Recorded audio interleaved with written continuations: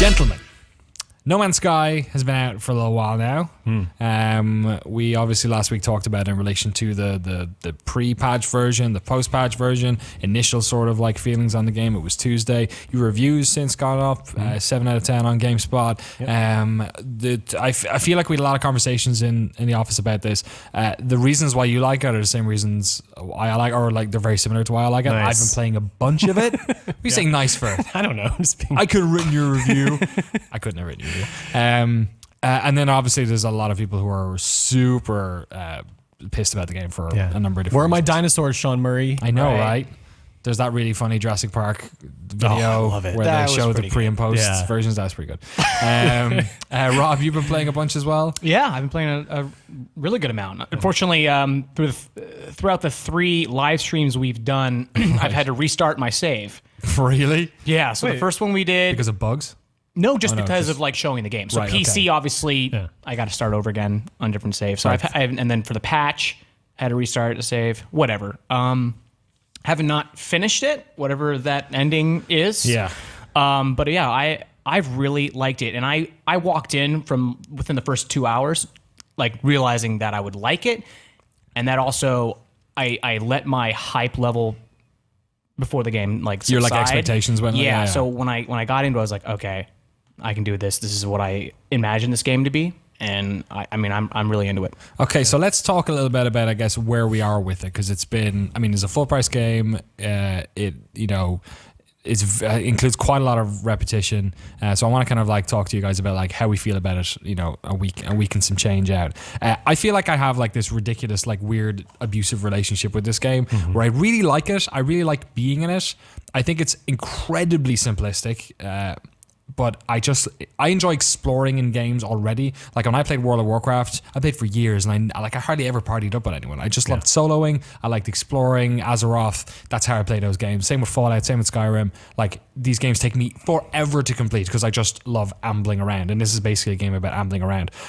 But it fucking crashes all the time for me. Like I've had outside of like having problems where, like just structural problems or like UI problems where I've like accidentally done stuff or I didn't know what to do for a while or I couldn't figure out how to use this menu. One of the biggest problems I had over the weekend was I'm following the Atlas path, and any time I tried to warp jump into the system, it would like crash. Like I literally tried 15 times. I had that happen to me over. with one warp point. And so what I did to fix it, which you shouldn't have to do, but what I did is I did something else first. Okay, right. Saved my game and then tried it again. I like went to a space station, literally got out of my ship, got back in. Yeah. Just to like trigger something new in the chain of events, and that helped. But yes, the game it does crash at times. What I did was go around that system because I figured it's just haunted or something. Actually, the very first time I went into a black hole, the game crashed, and I was like, that is meta and intelligent as hell.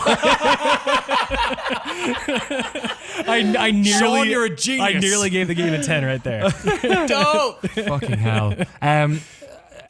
That's funny you mentioned the get in and out of the cockpit thing, because I use that like I use F5 in a Bethesda game where I'm terrified of Bethesda games crash all relatively frequently as well. And I'm constantly using that. Rob, are you using that as well? Like I feel like I'm jumping in and out of my spaceship because every time you exit your spaceship, it saves. Once I saw that restore save, I was like, okay, that's what I'm spamming. Yeah. I actually haven't had as many crashes with the game as much as I've had in-game issues. Yeah, like one where I guess I happened to land near like a Heridium pillar. Okay. Get out of my ship, get back to my ship, and then my ship just is stuck. And Mary had this exact same problem. Right. Ship gets stuck in the Heridium pillar. Ship explodes. I respawn and I rise over a hill, and my ship is on top of the Heridium pillar. Oh no! And I have to mine steps in order up to get to it. My ship's broken when I'm on top, which took 10 minutes to get up there. It was a nightmare. But yeah, like those are real deal breakers. And when I hear Mary having the same problem, like that seemed like a very 1 in a million thing. Yeah. But it wasn't. Like I just landed next. It was fine. I wasn't touching it. Like, and the game also lands for you, so you can't like necessarily prevent these things when you'd like to. Yeah, I mean, as far as crashes though, I haven't had that problem. It's interesting. The chat is like splitting up both ways. Ronan7 saying that's funny. Saw a streamer entering the black hole for the first time and he also crashed. Somebody else saying I watched a couple of streams. Lucrative 8 saying I watched a couple of streams and the game crashed for almost every one. Time Machine saying never crashed for me. You know, it can go either way. In a weird way, this feels like a game. It feels like I'm playing. I'm exploring a universe which is like broken or something. Like it feels like the crashes they've become so habitual that, and with the Atlas stuff, like there's this whole like, is the universe, has it been designed for you or is it this other thing? You know, like that malicious demon theory kind of matrixy shit's going on as well, right? So then when I see the game crash, I'm like, oh, it's just like part of the game, right. Or like that's what my brain has done to like accept that reality or something. I'd almost expect it on a PC game, but I'm playing on PlayStation 4, so it's so peculiar that it does it a lot. It is a bit strange. What do you think about, I guess, the game outside of the technical issues? You know, are you still enjoying it? Are you still playing it? You know, past the end of, you know, the one of the missions, as it were, are you still finding joy playing No Man's Sky? The latter question is the correct one, but yes, I am still playing it. I can't help but turn it on at my desk, and it's preventing me sometimes from getting work done because essentially I finished the Atlas path, and so now from where I am, I'm trying to just get to the center of the galaxy, just as you would if you didn't follow that path. And what it's become is sort of a repetitive cycle where I get enough materials to make warp cells, fuel my hyperdrive, travel as far as I can. Inevitably, my like the warp drive that makes your hyperdrive better, it breaks after a few things. Right. So you have to get more material. And I found myself doing that, and am I having fun anymore? I don't know if fun is the right word, but I'm enjoying what I'm doing. Like, right. Because really, I know what you get at the end of the game. Like I'm not trying to figure that out, right? But I'm still enjoying the challenge of progressing. And when I need to sort of pick up the pieces and repair my stuff, I find myself back on a planet. I still feel happy when I find a cache of like rare resources. Right. I still feel tense when it's like, actually, I hadn't experienced really difficult survival until after beating the Atlas Path in the review. Now I'm finding planets that are just really kicking my butt. So that's been kind of nice. But the Atlas Path for me was really the meat of the game, the thing that I latched onto the most. So without that, there is something kind of missing, but I still like it. And it sounds like they're adding so much. I'm really curious where it's going to go. And I want to be at a good place, you know, with my ship and my gun and stuff by the time that all comes. Yeah, it's an interesting sort of experiment in finding, I don't know, finding your own fun or something. Like I had this idea that I wanted to get Starbug from Red Dwarf, you know, the British sort of old 90s television show. I wanted to get like something that looked like Starbug because that's the kind of what No Man's Sky feels like to me. And I spent like 3 hours just like going from like space station to like, you know, on planet little trading posts and going to a different system to do it. And then eventually I found this like relatively round, relatively green looking machine and I got it. And I'm like, yeah, I'm not necessarily sure if it's fun, but it's like interesting. It's interesting. I was actually, weirdly enough, my wife was watching me play and she was talking about how it reminds her of like the first two parts of Spore. Like, do you remember Spore was like, it was four different games, right? Basically, you just kept going, right? And the first part was this like really dinky 2D kind of thing and you'd evolve and do all that. And then the second part was when you crept onto land. And like, that was really fun. And I never played like, I didn't really enjoy the city stuff. I just hit reset and go do the first two parts again. So there was no real challenge in it, but it was just like novel and interesting. And that's kind of what I feel like No Man's Sky is, just without the reset button. I keep going back just to go back. Yeah. What about yourself, Rob? Are you playing it with the sort of like end mission in mind? Are you just enjoying the moment to moment? I love the moment to moment. I love turning off my brain. You know, we've talked about it. Like you said it best. Like there is something inherently like comfortable that I get with finding, like right now I found a system that loves plutonium. Right. And I'm actually still here because I'm at like $5 million. That was like 5 days ago. I go back and forth. I'm loving it. My plan is now, I've decided, is to just make a lot of money and then just go for it. Just track. You're just like, you're going to like, I swear I love it. You're like going to be a lawyer all your 20s and retire when you're like, on your 30th birthday, I'm out. But for me, it's getting to where I am now. You know, I like hitting the market. I like the trading aspects. Prior to that, it was like, I actually feel like the systems prior were really crappy. Like, but it's what I wanted from this game, which is, you know, I'm I like to dwell and imagine what our universe actually is like, right? Like there are a lot of these awful planets, and it's so cool to have that contrast. To like, there was one planet where it was just acid rain. Like, oh, this planet's kind of cool. Acid rainstorm comes in, and I'm getting my ass kicked. I'm like 10 minutes away from my ship. I'm digging holes in the ground. Like, it's tearing me apart. So when you find that, you know, whatever your favorite system may be, whether it's filled with life or a rare resource that, you know, is plentiful on planets, like weird animals, weird ass animals, whatever it is. I don't know. It's like getting to that, you know, the odds, finding that like that favorite system, that like that needle planet. in the haystack It's just kind of thing. that is fun, and so I'm content with where I am right now. But you know, on the flip side, like I totally understand, and I knew from like that 2 hours in, like some people are not gonna like this. Yeah, it is not what the gameplay. The game, like, you know, you think about all the E3 gameplay clips.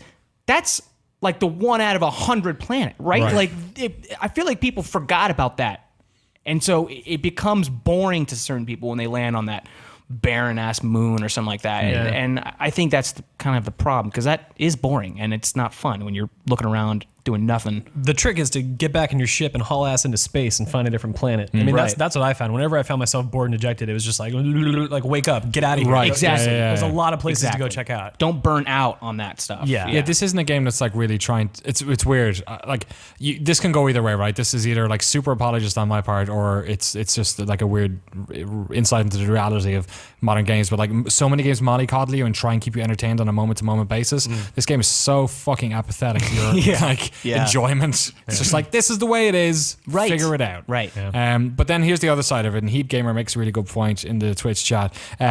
If this game launched for $40, then the price would have been fair. But the fact is, the price is $60, which is way too overpriced in my opinion. I feel bad for the developers. Hope they don't get too much hate for such a small team. They did a great job. Obviously, when you're reviewing the game, the price is like a difficult thing to like include, because it's such a weirdly subjective thing. And it'll change. Things will go on sale. That's true. And a review when a game is 60 is different than when a game is 40. Right. Or it shouldn't be. But yeah, but it's difficult. If you take price into account, then. Oh, and especially where they have stated with patches coming up with, like, you know, space cruisers and base building down the road. Well, yeah, maybe they've promised, some extra stuff. But I guess, you know, in the review, we tend not to talk about the price, but let's kind of talk about it here a little bit.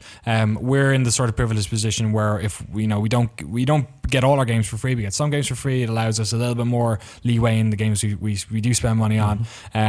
For, you know, a lot of people, do you think maybe a full price for this is a little bit too much? It's hard to say. I mean, because I've played the game, right? Like, we got a copy for review. I didn't pay for it, but I am every day flirting with the idea of paying $100 on eBay for the limited edition. Right, yeah. Because I really like this game, and that's a really beautiful package, and I think it's a beautiful way to contain this thing that I respect. I mean, it's hard for me to know. Like, I am biased because of our job, but like, I think that there are a lot of games that command value in different ways. And I think that this game, you could find an argument very easily, if just not the amount of things to do and see. Right. You know, so many people love to equate time with value. Like, when a game is $20 and it's only 2 hours, like, oh, what the hell? Yeah. Well, okay, this one you can play probably infinitely. But like, how long have you played it for? At this point, Jeez. 50 some odd hours. Right, okay, so it's not a bad return on investment. I guess. I mean, you go to a movie nowadays, it's $12. You get an hour and a half out of it. Like, I don't know. What do you think yourself, Rob? I'm super into it. The value proposition. I mean, just from, you know, I think the hook for me has always been, like, in real time, arriving at at a solar system and going through atmosphere and landing on a planet. And it does that for me. And I've always wanted that since the day I had a toy spaceship in my hand and I was 10 years old. It's one of the coolest experiences. It is one of the most fulfilling things I've ever had. First thing when I played Elite Dangerous for the first time, I tried to do it, it didn't do it, and I was like, oh. You know what I mean? And it's a beautiful game, but like that's the thing, is you feel so claustrophobic when you arrive in these systems. Yeah, I discovered it, but I want to get out of this spaceship, you know? Yeah. And this game is able to kind of meet both worlds, and it's legitimately like what I wanted, and I'm totally content with it. See, I think it's like definitely worth $60, and it's definitely worth your time if you were the type of person who enjoys that type of, like, to me, it's such a one type of game. It's if you enjoy games that pique your fascination, or about exploration, and about, you know, if they're not shooters or like narrative driven experiences or very linear focused games like, you know, a Call of Duty or you know, any number of third person action games, if that's what you're looking for out of this, then fucking go somewhere else. But like, Totally. to me, it feels like if you were into that type of exploration, what the hell is this thing that's on our screen right now? Mary Kate and Rob have been putting together these videos of all this weird nonsense. I It's really just hate these terrifying. animals. I really hate them. I don't know. You get some cool ones though. I love the roll of the dice. Look at that freak of Such nature. a weirdo. If you like shit like this, buy this video game. They're all weird though. And like and I was criticizing that in my review that like, you know, and I think me and Mike talked about it, like after the 20th weird animal, like it starts to, you sort of stop being surprised. And I put something like that in my review and someone was like, well, you know, from God's perspective, like all these creatures are special. And it's like, okay, even if you, no, sorry. That's not what he said. That's not what he said. I misrepresented. It's a hard argument to disagree with. An alien looking down on us would be very confused by what we are and think that we were just weird creations. Right. But these are amalgamations of things that we know to exist on planet Earth for the most part, slapped together in a way. This was the weirdest. Slapped together. That was the only animal right here that we're like, sorry to interrupt. That actually looks kind of normal. Yeah. It's like a lamb. Sorry. Keep going, Peter. I'm sorry. Let's move on. Heave Gamers says the animals in this game freak the hell out of me. No amount of creepypastas freak me out as much as these entities. I mean, that's a good reason to play the game, if nothing else. I totally get why people are down on it. I definitely, like we talked 1,000 times about the expectations that were leveled against this game. I feel like I talked 1,000 times like in like various different like Twitters and videos and everything about how they were running a dangerous sort of, you know, line with the way the trailers are coming out and with the like. I know Sean, and from when we talked and we did all those projects about the game, one of the things that he said like very early on to me was that he wanted this game to be like Minecraft, not in terms of how it plays, but in terms of how people came to it, that they didn't know the recipes, that they didn't know what it was about, they didn't know why it was what it was for. And I think in being vague about what this game was, especially when I feel like the multiplayer stuff, that was the thing I wish he'd like nailed down early, because I was pretty sure there was no multiplayer like 2 years ago. That can be a big deal for a lot of people. Yes, for sure. Yeah. So I think that like in trying to be vague, he was trying to be like to allow there to be wonder.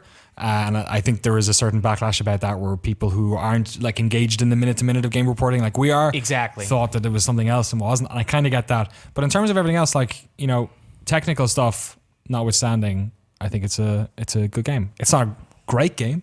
It's not a wonderful game. Yeah. There are parts of it that are certainly great.